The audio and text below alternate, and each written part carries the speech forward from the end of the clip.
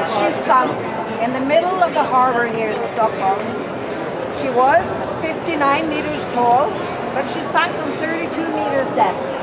I think almost over you can see a blue light on the other side of the ship on the wall, and that's to depict how far underwater she was standing. The ship today is in her winter dress, so she doesn't have 2/3 of the masts, you know, that would go further up. So as she sunk and stood there in the middle of the water path, exiting and going into Stockholm, you know, the highway, Route 1, you could see the mountains and you could see the flag sticking up from the water. Rather embarrassing, I guess. Yes. As they have been inviting people to come to this maiden voyage with big launch, and people are standing around the water sides to see her take off. Even important guests around Europe were especially invited to King's quarters to see her. There she was, down. And I would say that they, of course, tried to lift all the bronze cannons up. They managed with someone, but not all of them. You see, the diving technique in the 17th century was not enough. And it was also a risky job as she was there and very much of, you know, not clear water at all. So they just had, after some decades, to let her be there. Cutting off the mast, to let the plastic go above it, as she was standing there in the middle of the water path. So, after a century forgotten, a couple of centuries dead, when one private diver started to talk about the Vasa here in the 1950s, people started to laugh. Say, "You're crazy. Such an old ship? No way. She's still here." But this man, Anders, he said that in Stockholm, since we don't have so much saltiness and the lack of oxygen and the cold water, it has to be here. We don't have, you know, those little seaworms and organisms eating up the wood. So he was so convinced that he made his own instruments locating the surface of the mountain here in Stockholm Harbor. In 1956, he got lucky. His instruments struck wood, dated back to the 17th century. Everybody screamed hallelujah, more or less. He got help from private institutes, diving companies, the Marine of Sweden. The Vasa was found. Now, they talked about getting her up as soon as possible. A big rescue job, of course. When you are on your own, a part of the exhibition here, what I'm pointing towards, some showcases are explaining more in detail exactly about the technique. But to give you a general idea, down with the divers, blasting out tunnels in the mud under the ship. Okay, so there she was, the Vasa ship, and it was a bright sunny day, this very day for the launch of the maiden voyage, the start of the maiden voyage. 150 people on board, sailors, young boys, men from 16 years old, women and children surprisingly enough on board, but that was because that they have been allowed to bring their women and children on board. The first part of the maiden voyage was a special part, and they were to be exchanged to about 350 soldiers standing further out in the archipelago on the islands there, waiting to come on board. She didn't come, right? As she came very slowly, hardly no wind, so they just added the 4 out of the 10 sails.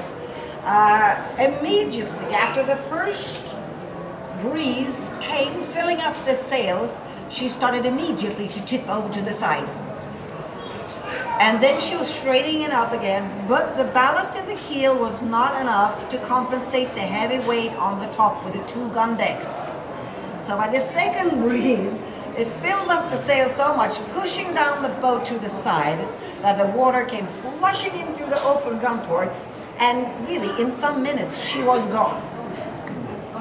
And there they were, all the people gathered, looking at this, wondering what did really happen. Maybe we should say it was good that it was still in the harbor, because a lot of people around could rescue 2/3 of the people on board.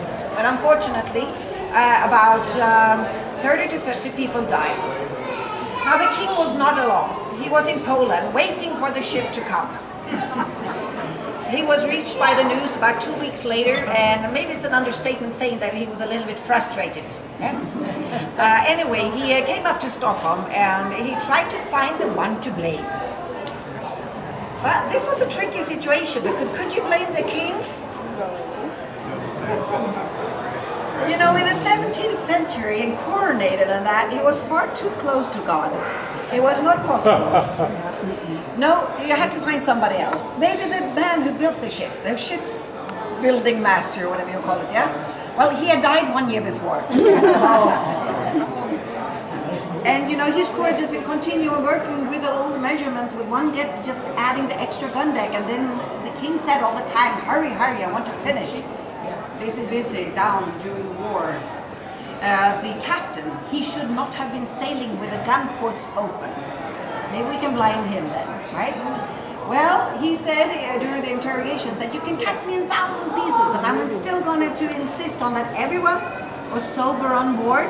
It was a Sunday, everybody had attended services, but also that the king had said that in the harbor you are allowed to show everything we have, meaning keeping the gun ports open.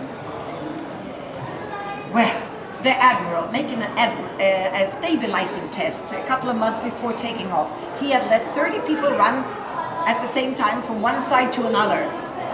After 3 times, he stopped the test, saying A-OK. But during the questionings, people started to talk that they had overheard him mumbling to himself, "Oh dear God, I wish that the king had been here." He probably had some suspicions that she was too unstable, right? But therefore, so you have sort of like a balcony bulging out with decorations here on each side of the ship. You see a part of it here, well decorated, and that is to have good shooting positions. Okay? She was built as a warship, still with over 700 sculptures. Wood artists came from different parts of Europe and worked on the ship. She was they were using 1,000 oak trees total, and 3 years to finish building it. And she was not only decorated, she was painted. So you can also have a little look on the slideshow here on the wall. That's to show how she was really painted in bright colors. Now the decorations comes from the Bible, you have the Roman, Greek mythology.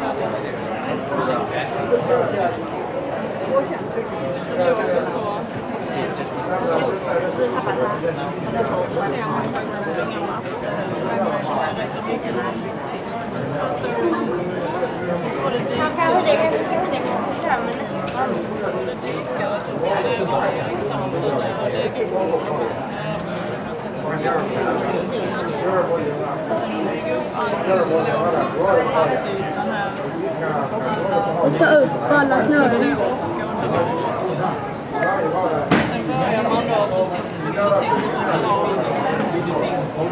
Alltså då seglar det väl och så simmar de världens avgång simmar och sen till land och bara lyfta upp den där och lägga den på en båt och så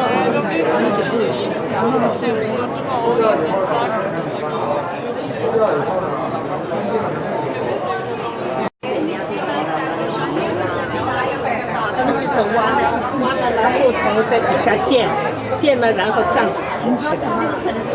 那个第一步挖了以后，跟木头下去，再是横在下面，这样子上，对，一点再挖，再来一点再挖，那要从深的地方上去到那这样子对。全省的人在那里，我问他怎么弄的，看到他。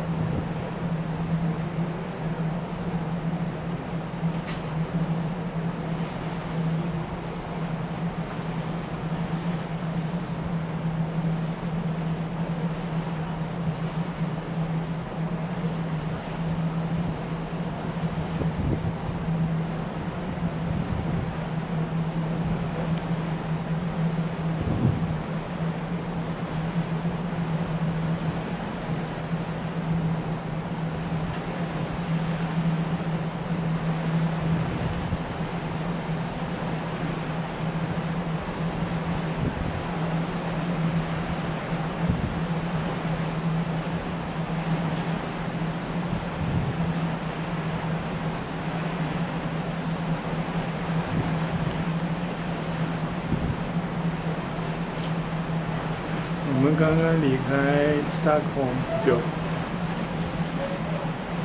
这是海岸线，当晚的日落。